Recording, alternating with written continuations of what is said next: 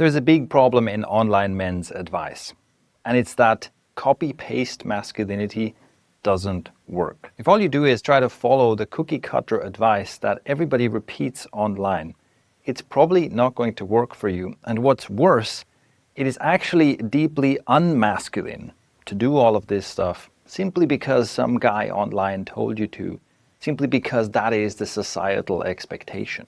A lot of guys are doing things in pursuit of becoming better men, becoming more attractive men, developing their masculinity, and actually it's backfiring. This is all based on a couple of big misunderstandings about masculinity and attractiveness as a man. Once you understand this, it's easy to solve this problem. And there are 3 specific things you can do that nobody's talking about that will help you develop real masculine qualities such as confidence and competence and a deep kind of magnetic attractiveness. So let's talk about it. First, let's look at the problem of copy-paste masculinity.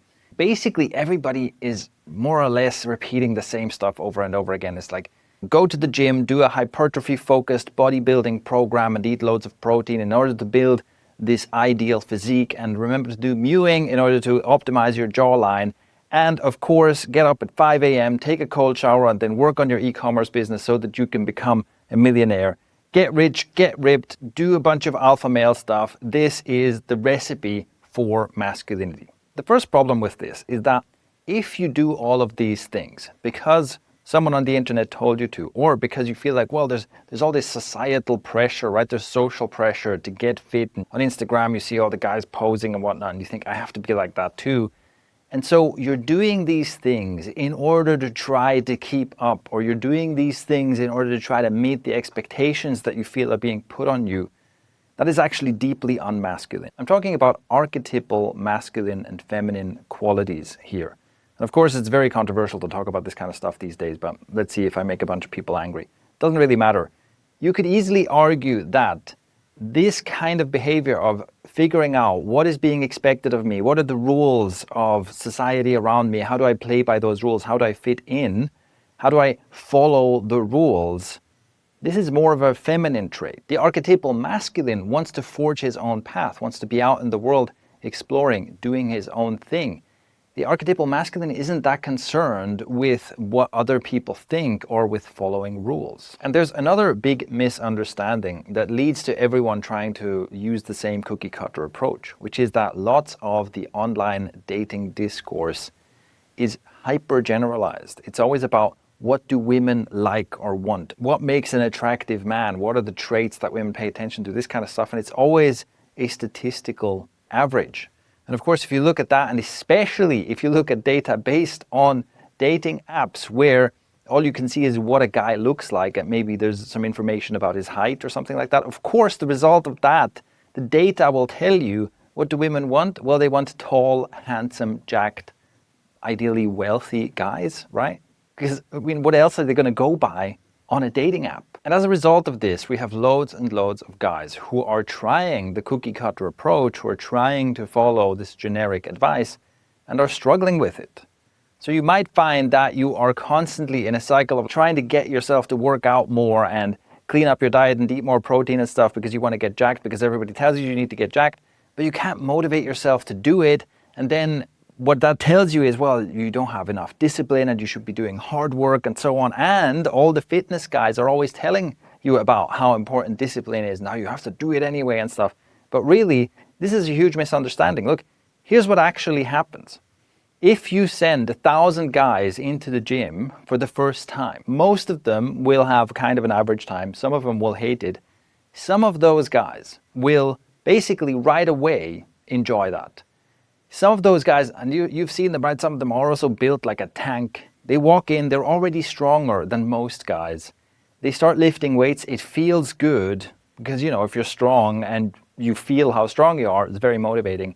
They also, mostly due to genetics, make progress really quickly. So they're doing this thing going, wow, this feels good and I'm getting better at it really quickly. And doing this gives me an advantage over other men very quickly. I started out strong. I enjoy lifting weights and I get stronger and bigger fast.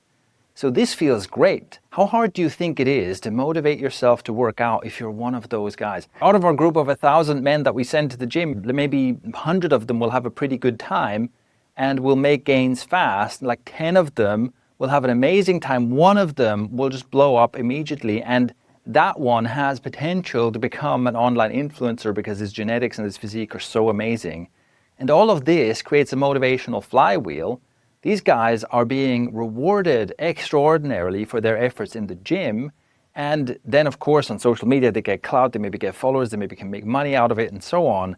And they are then preaching about how important it is to go to the gym and do the bodybuilding type workouts so you can look like them. But the truth is that the people who are preaching this stuff are actually the people who needed the least motivation, who did the least of what feels like hard work, who needed the least discipline, because to them it came easy. Now, out of our 1,000 guys that we sent to the gym, the bottom 100 to 500 guys are going to have a terrible time. They're not going to enjoy it. They're not going to make gains quickly. And if they're trying to become like the bodybuilder guys, it's just going to be endless struggle and frustration. How do I know this? I have experienced this very clearly in my own life. My example is public speaking. I am very good at public speaking. Put me on a stage in front of a crowd. I can give a great talk. I can run a great workshop. And I enjoy doing it. I can tell you a lot about how amazing a skill public speaking is. Think about how good that is for your career. Think about how much authority it gives you if you can speak in front of a crowd. Think about the leadership quality, the leadership skill that is in public speaking. I could easily argue that every man should do this. And look at how great it's worked for me. Every man should develop public speaking skills. But how did I come to this conclusion? Did I somehow strategically decide that public speaking is a key skill I need to develop, and then I did the hard work and grind and whatever, put in the thousands of hours in order to develop this skill, and now I have this skill? No, not exactly. With public speaking, the very first time I did it, I was better than average at it. And that felt motivating, especially because at the time, I basically sucked at everything else. It was one of the very few things that I tried out and found that I'm kind of good at. So that made me super motivated. So the next time an opportunity came around to speak in front of a crowd, well, in front of class at the time, I was still in school, I prepared a lot. I was super motivated to prepare a really good presentation, which means that my second experience of public speaking also was a good experience. I also did a really good presentation. I got good grades, I got good feedback. I was more motivated, and this started a flywheel effect. I became more and more motivated to develop this skill. I started reading books about it. I started practicing. I started seeking every possible opportunity to give a presentation, to get on a stage, to lead a workshop. And of course, over time, I did a lot of this work. So yes, I did invest thousands of hours into developing this skill, but it never felt like a grind. It never felt like super hard work. It felt like I finally found something that I really want to dedicate myself to and want to get good at. So if I gave you the advice that what you need to do is learn public speaking, that wouldn't be entirely honest. That's just like the genetically gifted fit guy telling you that what you need to do is become a bodybuilder. That's not really honestly what we are doing in order to succeed. What we're doing in order to succeed is we're finding something that we have an affinity for. We're finding our thing and then doubling down on that thing. A misunderstanding that is running rampant about masculinity is that it follows this template, that there is one kind of masculinity and it looks like this, that every man needs to get rich and get ripped. But that is not true. What you need to do is you need to get good. You need to gain competence. And the way to do it is not to follow someone else's template, but to find your own path. So let's get into the practicals. How exactly do you do this? There are 3 traits we're going to look at, 3 paths you can explore. But first, the basic attitude is that of an explorer, which that's a pretty good masculine archetype, I think. Become an explorer. Become someone who goes out and tries stuff. Confront yourself with the real world. Find out for yourself. This means that you'll spend less time consuming. You'll spend less time just taking in other people's ideas and opinions. You'll spend more time finding out for yourself, being in a creative mode. And there's also a way to do this efficiently. In order to talk about that, let's go into the first of our 3 qualities. Get good at something physical. Going to the gym to lift weights is just one of a near infinite number of physical skills that you can explore. And your goal is to find something that you have an affinity for. Find something where you feel effortlessly motivated to do it. Something that you find fun to do. Something that, it's not necessarily that it's always, happy-go-lucky fun, you're having a great time doing it. Whatever physical skill you end up choosing, the idea is that you pursue mastery, and in the pursuit of mastery, yes, you're going to work hard. But working hard and with discipline and consistency on something that you are intrinsically motivated to get good at is a completely different experience from trying to force yourself to have discipline in something that you're just not that interested in. The first step is to simply ask yourself, well, what would you be interested in trying? Think about all the different physical activities that are available to you. What do you feel drawn to? Is there something that you've always thought, that looks fun, I want to try that? Is there some kind of challenge that motivates you to try and reach? Is there some kind of a thing that you want to conquer physically, where for basically no rational reason, it's just something you feel drawn to, it's just something you want? Some people just want to climb mountains. Why do we want to climb mountains? I don't know, it doesn't really make sense, but some people are drawn to that. Whereas other people are like, no, I'm not interested in climbing mountains at all, but I'm really into swimming or whatever. I've explored loads of physical activities in my life. And when I was younger, I tried a whole bunch of things. And many of them I tried out. For example, swimming is something I tried and to get into, or running I tried to get into, and it just wasn't interesting enough. I kind of couldn't be bothered to keep doing it after a while. Some things stuck for longer, like climbing I really got into. I really enjoyed that. And some things just lit me up, and for me that was martial arts. When I started training martial arts, I just felt like this is it. This is what I want to get good at. And again, of course, I trained hard. I trained a lot. I trained way too much, to be honest. But I wanted to. It was effortless motivation. In a way, it was effortless discipline as well. And of course, being so into it and being so motivated and training so much also made me get good at it really, really fast. And that makes it more motivating and so on. That's the flywheel effect that I talked about before. So the way to do this is to explore a bunch of stuff and to pay attention to what lights you up, what interests you, what is it that you intrinsically want. And sometimes it's not that clear. Try to follow your curiosity as much as you can, but also sometimes it's good to just randomly try a bunch of things just to see what happens. And you keep doing this until you find a physical skill that you personally want to pursue and want to get good at. And now think about what happens when you do this. If you pursue mastery in a physical skill, pretty much no matter what specific skill it is, that will make you relatively fit and healthy. It will give you a good physique. It will give you a better posture. It will make you show up differently. If you have a well-trained body, the way you move and the way you show up, your physicality will be attractive. And it doesn't matter whether the thing you're training is climbing or swimming or boxing or dancing or whatever else. This is something we miss in the online social media driven world where everyone's posing and flexing their muscles. And of course, if you want the biggest possible muscles for your genetics, then what you need to do basically is you need to become a bodybuilder. You need to do bodybuilding style weightlifting.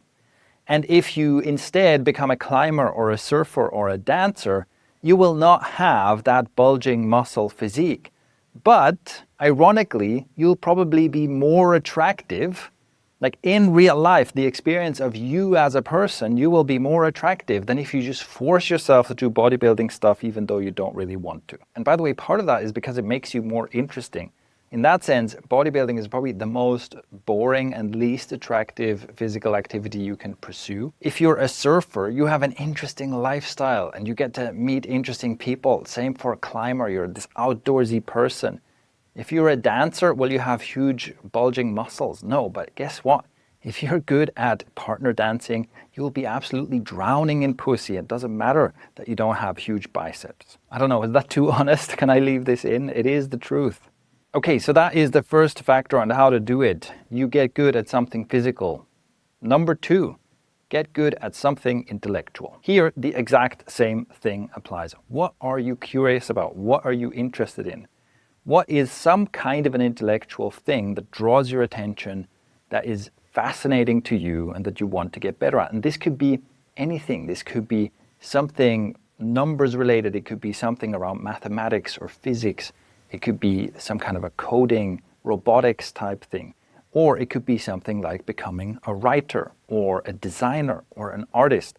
Maybe you're a history buff or whatever, right? There's so many intellectual pursuits out there. And instead of narrow-mindedly thinking, well, what does society expect me to do? Follow your curiosity, figure out what do you actually want to explore and get good at. And the principle is the exact same as before. You can also be really deliberate about this, and you can, for example, in a journal, write about different topics you're exploring, different things you're learning or trying to learn, and write about what makes me feel alive. What is something that energizes me, that kind of wakes me up, that lights me up, and what are things that put me to sleep? I am super grateful that I discovered this at some point, that I allowed myself to simply pursue my interests. Because for me, this is pretty extreme. I am virtually incapable of learning something I'm not interested in. But when I'm interested in something, I learn like a sponge. For me, this was already clear in school. There are many subjects like mathematics and statistics and stuff where I just could not get my head around these things. But anything around psychology and human behavior and things like that is absolutely fascinating to me. You know, funnily enough, probably alpha male types would tell you that, oh, these are somehow, unmanly interests or whatever. A real man should be interested in engineering or something like that. And I couldn't care less. I am exploring the parts of the world that draw me, that fascinate me. And as it turns out, all of the things that fascinate me, all of the intellectual skills I developed over time have become huge assets for me, huge career assets, huge assets for the work I do. And this is, of course, one of the advantages of having an intellectual pursuit. Out of your intellectual pursuit, most likely comes some kind of career opportunity.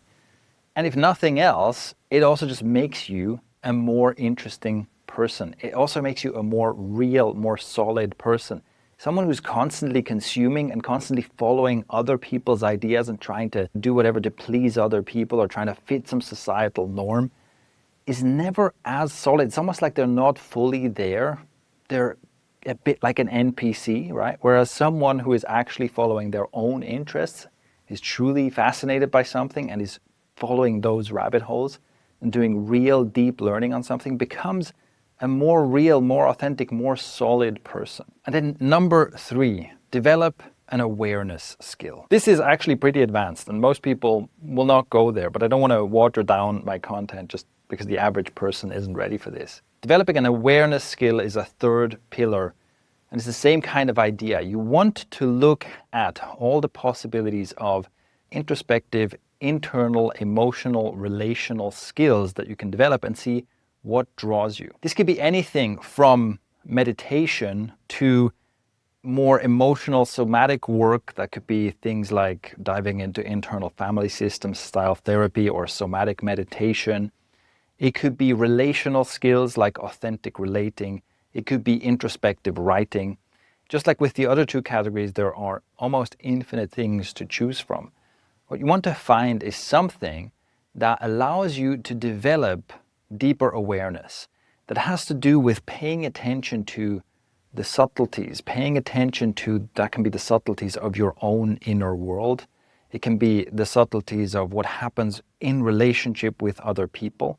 It's kind of a vibes-based skill. Just like with the other examples, you want to find something that you're personally drawn to. So doing this as a daily practice, doing this as a pursuit in your life is something that doesn't feel like you're forcing it, doesn't feel like a chore. If you do what I'm suggesting here, you get good at something physical, you get good at something intellectual, and you get good at an awareness or vibes-based skill. That will put you on a path to becoming an extraordinary human and an extraordinarily attractive man. A lot of the things that men seek, a lot of the things that men want to get in their lives through the typical masculinity advice and the cookie cutter template advice are things that you will get as a side effect of pursuing these 3 paths in your life. And remember that we're talking about, these are 3 things that will be unique to you. They'll be deeply authentic. It'll be like your fingerprint, which right away makes you stand out from the crowd. Immediately, it means that you're not just another one of the guys who's working on their physique and their jawline and their e-commerce business that's making $0 a month. And when you develop a real competence in these areas, it makes you, like I said before, a more solid person, and it also makes you way more interesting. And actual deep confidence comes from competence. You cannot fake it. And people will pick up on it when you're faking it. It gives you authenticity, and authenticity is extremely attractive, also unfakeable. When you do this, the more you pursue this kind of path that is really your own path, the more you'll understand what I'm talking about here. Because you'll feel how masculine that is. You'll feel how enlivening that is, and how it creates a real calm kind of masculinity and not a try hard, please look at me, please validate me type of masculinity. This may be one of the biggest factors of all, because you're pursuing these things for you, because you want to, because that's the exploration you want to do, because that's how you choose to move through life. That makes a huge difference, because if you're hitting the gym and following other templatized masculinity advice, because you desperately want to be more respected and you desperately want women to like you, then it comes from this needy energy. It comes from this place of lack and feeling like you're not good enough. Whereas when you're simply on your own pursuit, doing your own thing, walking your own path, you suddenly don't have that much time to worry about what other people think of you anymore. And that is a masculine quality. All right, so those are my thoughts about why copy-paste masculinity doesn't work and what you should be doing instead. If you found this interesting, let me know by leaving a comment below. If you have any questions or any kind of responses to this, leave a comment below. It helps in the algorithms to boost this message to more people. Also, check out my related videos about how to follow your curiosity and why that's such an important thing to do. And check the first link in the description if you want the most hardcore way to develop integrity, which is maybe the most masculine skill of all. All right, those are all the resources for you. Check out the description for all the details. That's all for now, and I'll catch you in the next one.